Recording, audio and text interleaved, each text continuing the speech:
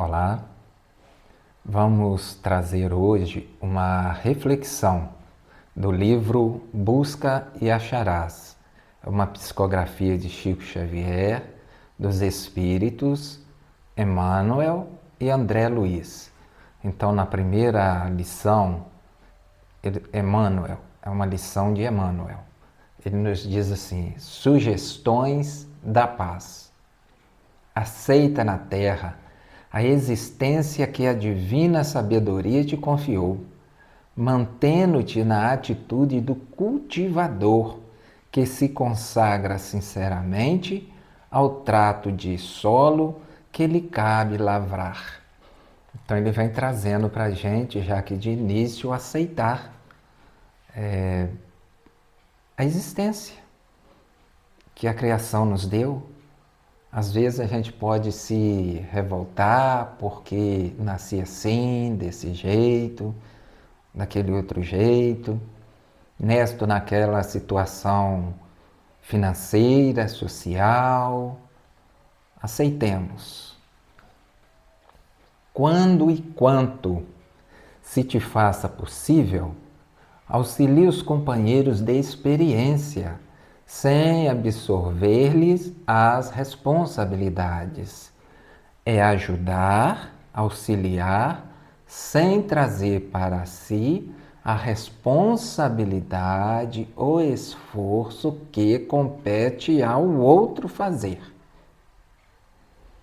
Se alguns daqueles que te compartilham a paisagem se mostrarem desinteressados quanto às obrigações que lhes competem ou se desorganizarem as tarefas que lhes dizem respeito, ajuda-os no reajuste desejável, sem tisnar-lhes o livre-arbítrio, mas não te lamentes se não conseguires fazer isso, uma vez que todos responderemos pelos nossos próprios encargos.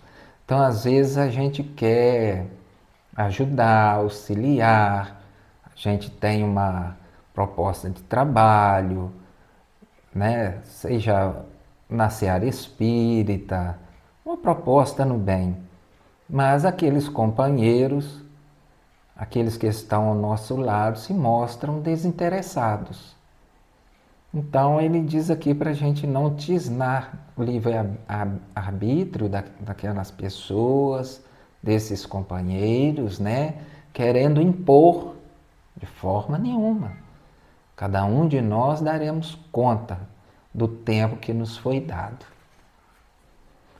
E aí prossegue Emmanuel: ama os familiares e aos entes queridos, sem vinculá-los a qualquer exigência, e sejamos agradecidos aos que nos estendam compreensão e bondade. Às vezes a gente quer que os nossos entes queridos, né? A gente quer fazer algumas exigências, aquela coisa toda, não, de forma nenhuma. Ele está falando aqui para a gente amar. Embora, né, tenha alguns entes queridos que sejam bem difíceis, mas é um exercício. Porque da mesma forma que a gente pode achar que eles são difíceis, eles também podem achar que a gente é difícil de lidar também. Não aspires a retificar apressadamente os outros, né? Não tente consertar os outros. Quando os consideres errados, segundo os teus pontos de vista, porque também nós, quando em erro, nem sempre admitimos corrigendas imediatas. Então a gente também erra. E muitas das vezes a gente fica assim meio que irritado quando alguém vai nos corrigir daquilo outro. Alguém vai nos dizer, às vezes, com muito carinho, né? Olha, aquela palavra que você falou, o jeito que você falou, não gostei. E a gente se irrita às vezes, pode não ficar irritado ali na hora, mas depois a gente fica assim com amargo, alguma coisa assim que insatisfeito. Mas quando a gente vai falar com a outra pessoa, que a outra pessoa errou com a gente, aquela coisa toda, a gente muitas das vezes fica assim, depois não sei porque fulano ficou bravo. Fulano está me olhando diferente, Eu só falei que eu não gostei daquela outra atitude, a coisa que ele fez, deixou de fazer. Não é verdade? Quando ofensas te espancarem o coração, esquece todo o mal, recordando quantas vezes teremos ferido impensadamente aos outros, e não conserves mágoas que te envenenariam a vida. Não imponhas o teu ideal de felicidade àqueles que estimas, uma vez que a felicidade das criaturas varia sempre conforme o degrau evolutivo em que se encontrem. A felicidade vai depender muito do degrau que a pessoa estiver. Muitas das vezes, o que me torna feliz torna o outro infeliz. E o que torna o outro feliz me torna infeliz. Diante de opiniões alheias, respeita no próximo o direito de emiti-las, conquanto nem sempre te sintas no dever de adotá-las, reconhecendo que o pensamento de nossos vizinhos podem ser diferentes dos nossos. Nada de imposição, respeito com opinião alheia.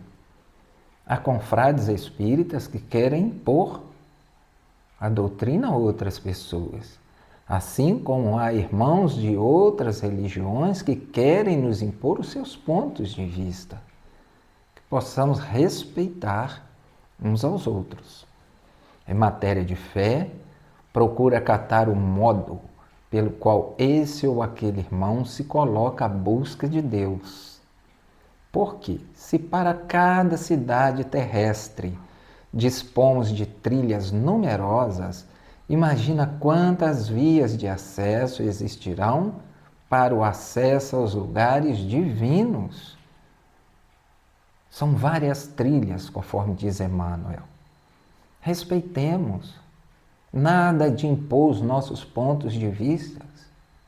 O caminho do bem, da fraternidade, da paz é o certo. Administra com equilíbrio e abnegação os bens materiais e espirituais que a eterna bondade te situou nas mãos.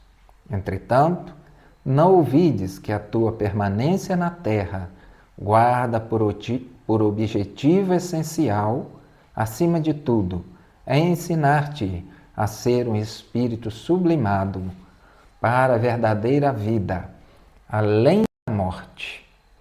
E que um dia partirás do mundo carregando contigo unicamente os valores que houveres entesourado dentro de ti.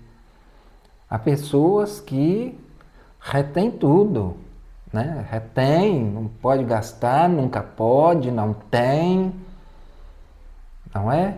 Desencarna e o tesouro fica, o dinheiro fica.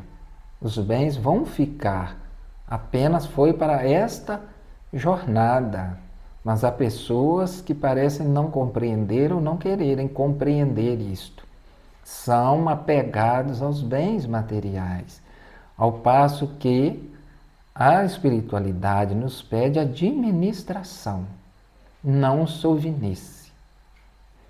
Quanto puderes, como puderes e onde puderes, guardando a consciência tranquila, trabalha servindo sempre, assim agindo, ainda que não percebas, desde agora estarás imperturbavelmente nos domínios da paz. Então, que a gente nunca negue o bem, de promover o bem, de praticar o bem, de levar a paz, sempre onde a gente puder, onde a gente estiver e sempre que a gente puder. Essa é a nossa reflexão de hoje. Desejo a você que nos assistiu até aqui o mesmo que eu desejo para mim: muita paz, muita luz.